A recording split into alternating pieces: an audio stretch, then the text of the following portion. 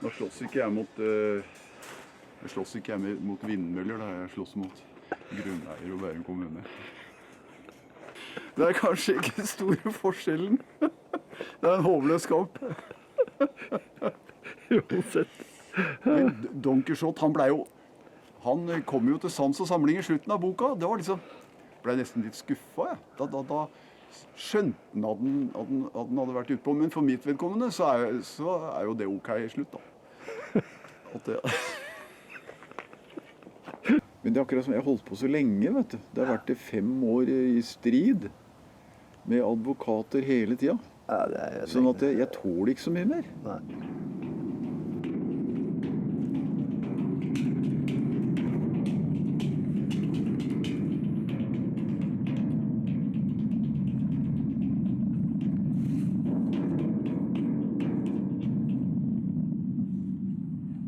Jeg tror du har en del venner du kan stole på. Ja, jeg har bare et par uvenner. Det klarer seg lenge for meg. Ja, uvenner og uvenner, de mener vel at de gjør sin plikt. Ja. Bortsett fra en av de da, Ja, ja. som vel har litt overdreven pliktfølelse.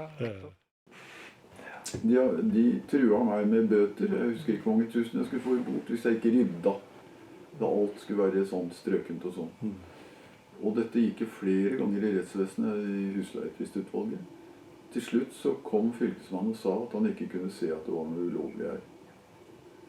Og kommunen måtte betale meg bare 47 000 i saksomkostninger. Så der fikk de døra litt i trynet.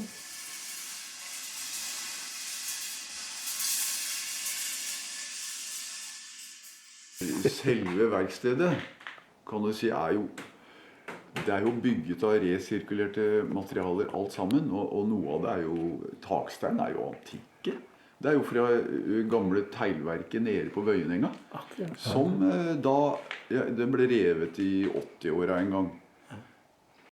Jeg er jo sterk motstander av å kaste og rive noe som helst.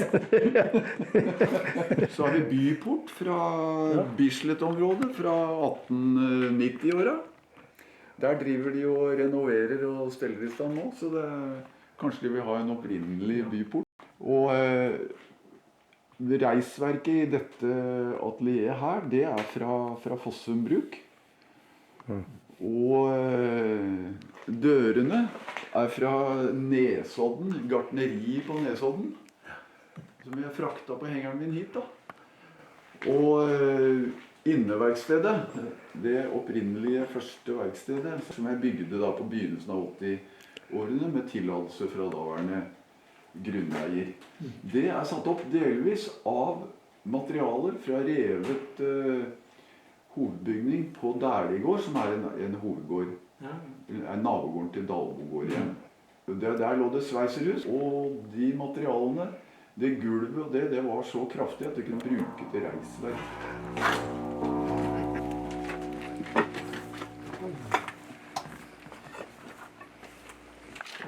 De trykkene der, de er trykket på denne her.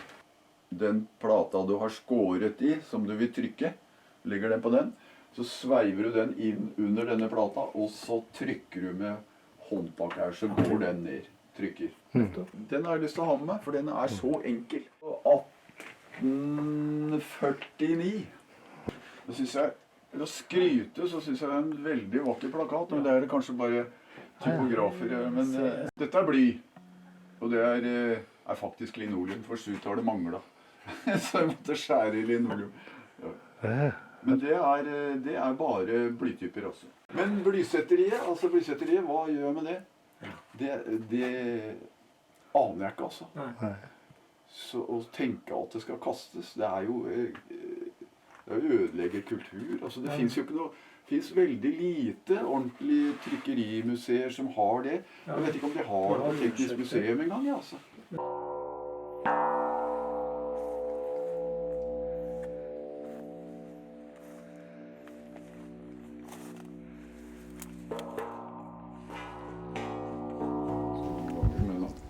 Daværende grunneier satt jo i kommunestyret og hadde sittet der ganske lenge, 15 år. Ja.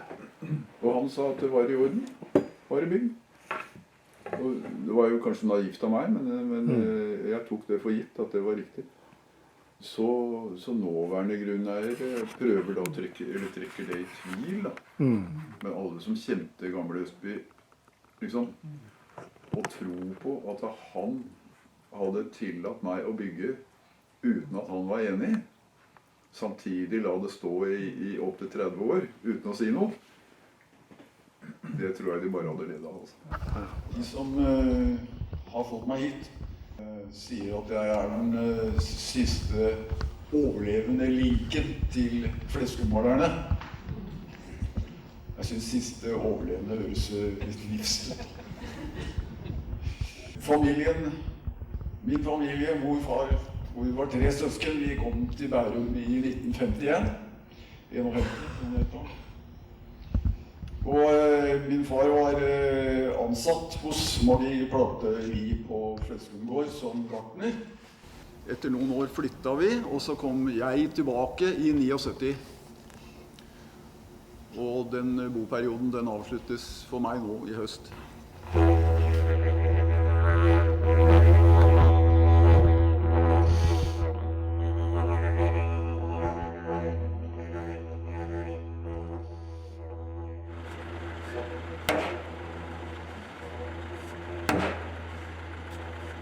Jeg lagde jo adkomst, det var ikke noe adkomst der. Om høsten og våren så måtte du kjøre over pløyde marka, liksom. Og jeg kom ikke fram med firehjulstrekker der engang, på det verste. Og jeg lagde da vei, 100 meter vei med veiduk og fyllmass og hele greia.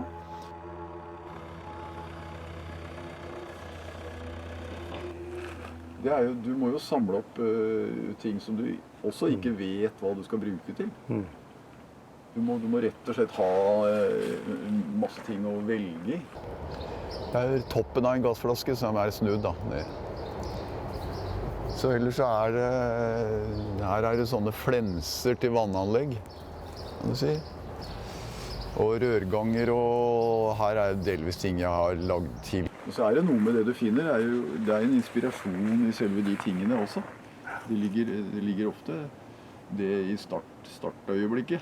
For å kalle det, så ligger det jo at du ser noe som du tror du kan bygge videre på. De kommer fra det samme rivingen i Hegdehaugsveien.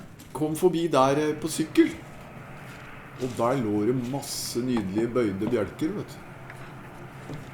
Så jeg gikk bort til arbeiderne som holdt på der, og så sa jeg, skal dere bruke de bjelkene? Nei, det skulle de ikke. Kan jeg få de? Ja da, det kunne jeg godt. Det kom en trailer med bjelkene.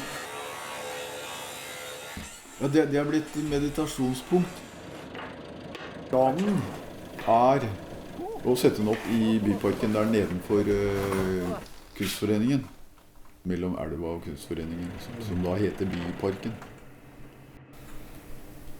Men ellers så har jeg vært fascinert av de der mer sånne dagligdagse lyder, sånn når du krøller sammen et papir, og når du tar i noe, liksom, og fascinerende. Så jeg hadde lyst til å gjøre noe med det. Og det er jo det jeg har prøvd å videreføre i lydskulpturene, da. Men akkurat hvordan det, jeg tror det har ligget der latent bestandig, altså. Det er veldig mye. Det går an også låsen, da. Ja. Den ble lagd til konserten Ultima i 92. Det var jo mer eller mindre en tilfeldighet at jeg fant de materialene. Det var den gang Voxman, en sånn skraphandel oppe i Ringeriksveien. Og der lå 2 sånne svære tankbånder. Båndet opp i svære tanker. Og så hadde jeg jo en del plater fra Flebu, sånne sideplater til store industrivifter. Så det ble fundamentet, og rør, tjukkvegg av rør, så dette her skulle holde, det hadde jeg.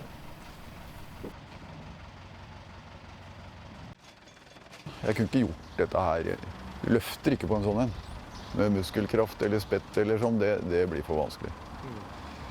så større arbeider, det blir det nok neppe noe mer av, tror jeg. Sånn som det ser ut nå.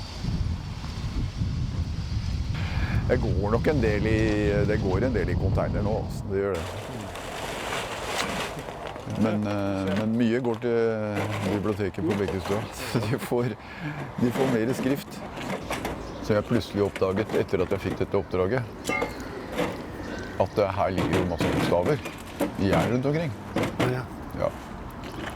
Det er som regel det samme at det begynner med en tilfeldighet eller en sånn liten hendelse, og så baller det på seg liksom da snøvann ruller litt for å... Den er staselig.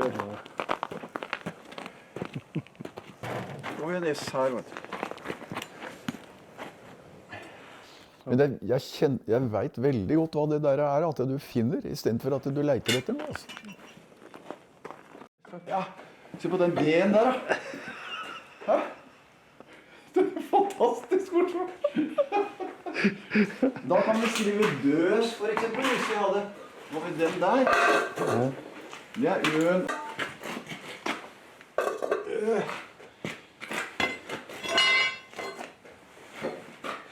Det er det gamle trillebårhjulet til gamle pappa. Faren min. Han var gartner, vet du. Ja, det er sånn trillebår med trehjul, vet du. Så nå kommer dette heder og verdighet på Bekkestua bibliotek, vet du. Det hadde han likt, skjønner du. Da har vi det blir noe sånt. 4, 6, det blir 12 meter til sammen, da. Nei, vent nå litt, da. 3, 75, 3... Det blir siste jobben på det verkstedet jeg har hatt i 40 år.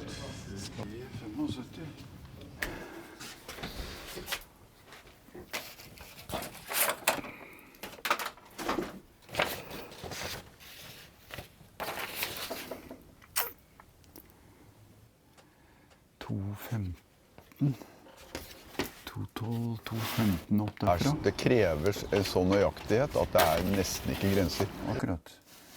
25, det er der, 25 der, 25. Så er det 1 til 10 da, sånn at da ble det ganske greit, altså. Dette røde her er døra i bibliotekveggen. Og hvis den der skjøre L-en, denne her, går ned ved siden av døra, da blir den veldig utsatt, for den tåler ikke mye påkjenning, altså. Det skal bli noe sånt, altså. Der. Så skal den litt mer ut der. Sånn. Jeg har alltid vært veldig glad i skrift. Jeg synes liksom det vi kalte skjønnskrift på skolen og sånn, det synes jeg var veldig gøy. Så når jeg skrev stil, så skrev jeg skjønnskrift med tegnet store versaler med mønstre på og alt mulig sånt. F-er, jeg kan stjele en F hvis det er bare 2 F-er. Dette her er det ene stolpebeinet i en A, og den andre, ja. Og dette her blir tverrbjelka i A-en. Den smalere der. Det er den ene sideveggen på biblioteket. Den er 4 meter høy og ca. 3 meter brei. Og det er settekasser med skrift i. Det er sluttbokstaven i hovedordet i dette jernkryssordet. Det er 4 bolter i en stor gjenstand, da. Og så skal dette være i lodd, ikke sant? Det skal jo henge riktig i forhold til planen. Så alt må passe.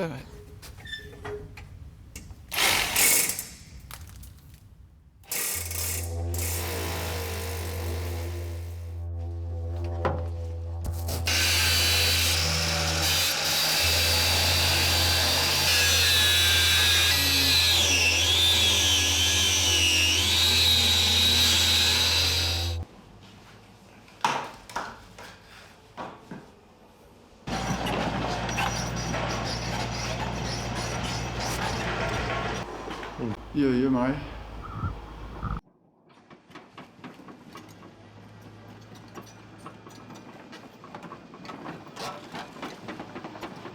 De sier det da, at hvis det ikke er revet inn 1. desember, så skal jeg få 75 000 i bot, pluss 10 000 kroner i uka. Det sier saksbehandler i plan og bygning i Bærum kommune.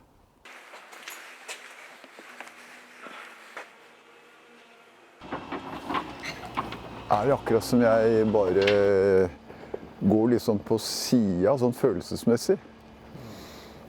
Så jeg tenker jo at det kommer en reaksjon etterpå.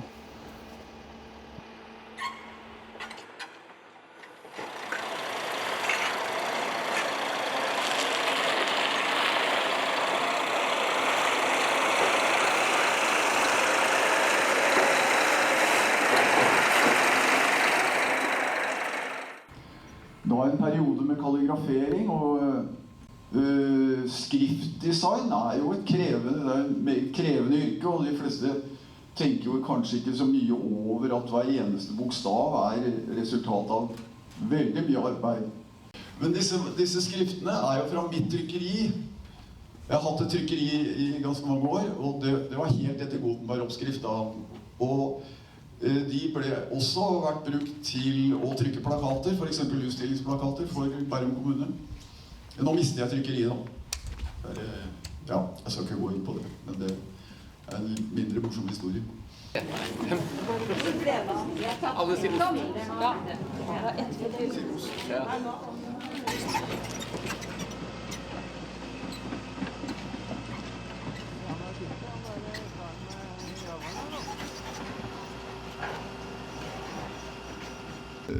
Det er ganske tøffe tider, altså. Det er det. Det er liksom du får jo døra skikkelig i trynet da.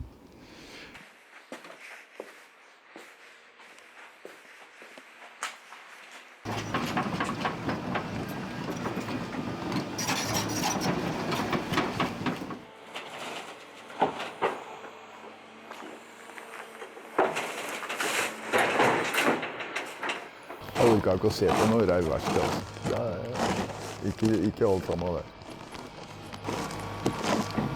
Det er sånn følelseslivet er blitt sånn mumment. Så jeg merker ikke noe akkurat nå. Det er lagd med på en måte med en veldig omsorg i det der, altså. Det er det. Dere vedtaket sier jo at husene skal være revet og fjernet. Så det ser ut som det kan gå, da.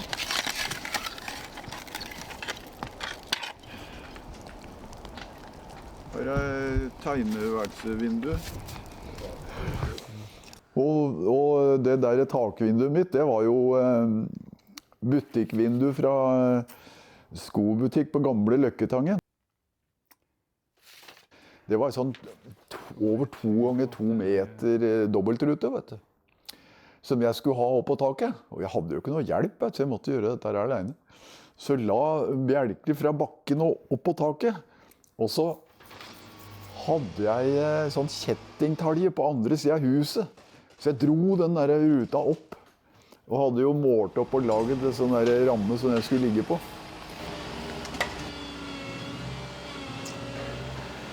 Motstanderen er for sterk, altså. Byråkratiet var for tøft, var for sterkt for meg. Jeg er jo på en måte så er jeg vel en sånn outsider, da. Passer ikke inn.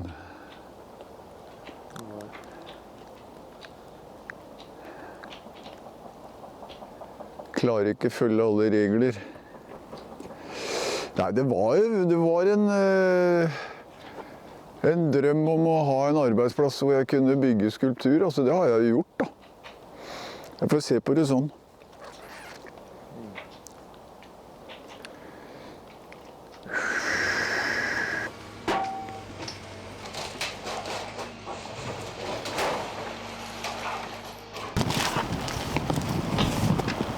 Hadde ikke noe penger, vet du, så alt dette her, alle materialene, så er det kjempekraftige takbjelkene. De sperrene der, de har kjøpte jeg på et sånt bruktfirma i Oslo. Jeg har bygd det helt alene, da alt sammen. Uten da, det er ikke traktor heller.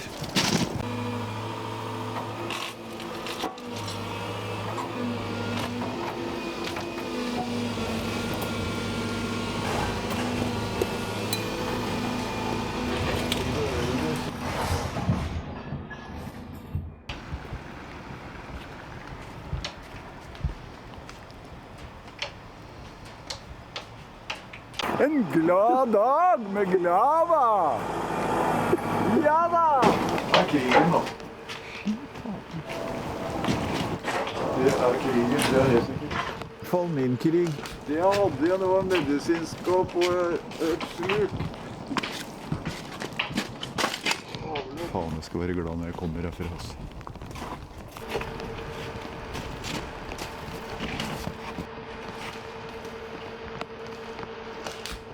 Eden er vel ikke den som har dominert det siste årene.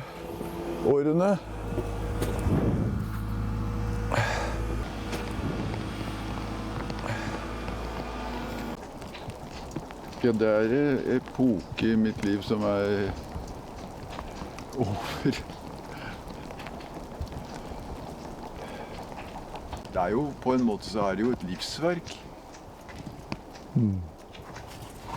Jeg har jo ikke brukt 40 år på å bygge verkstedene, men jeg har jo forbedret, og denne plassen også. Det var jo, når jeg kom hit, så var det en gammel smie som lå her. Som var temmelig nedrast, den var jo på vei ned. Og huset var jo kjempedårlig. Du kunne gå inn der hvor det vinduet er, der var det veggen så råtten at du kunne gå gjennom. Og det var høl i taket over der, det var derfor det var råtna sånn da. Vinduene var knust og gulvene var dårlige, jeg måtte jo legge i gulvet.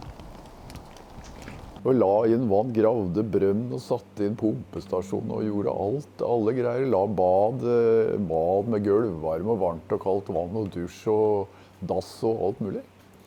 Dette får jeg jo ikke 5 øre igjen for, ikke sant? Jeg får bare 200 000, jeg har fått 200 000 regninger fra rivefirmaet. Det er liksom historien sånn som jeg ser den da.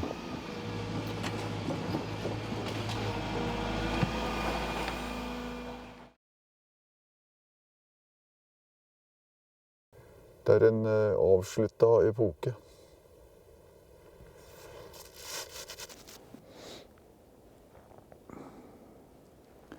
Bare jeg får med arbeidskameraten min, og så litosteinene mine, så er jeg ute. Jeg føler meg sliten, altså.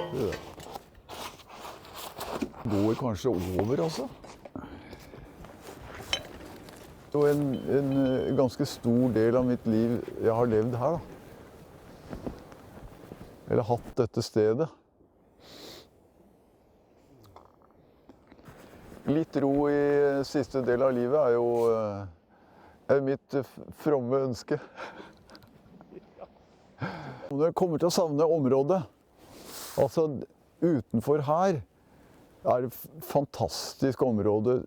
Om høsten her, med det lyset som er over her, og de der måneoppgangene bak i skogkanten her, det har jeg aldri sett noe annet sted. Altså. For meg så er det helt spesielt. Selv om det knytter seg for meg da vanskelige følelser til stedet, så er de der scenarioene, høstscenarioene her, de kommer jeg til å savne, det kjenner jeg.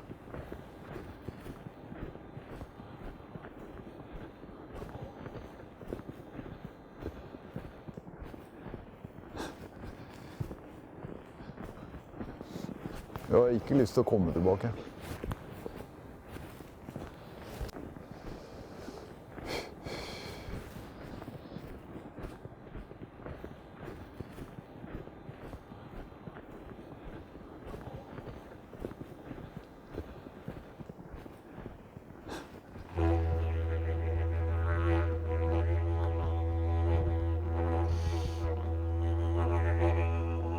Ja.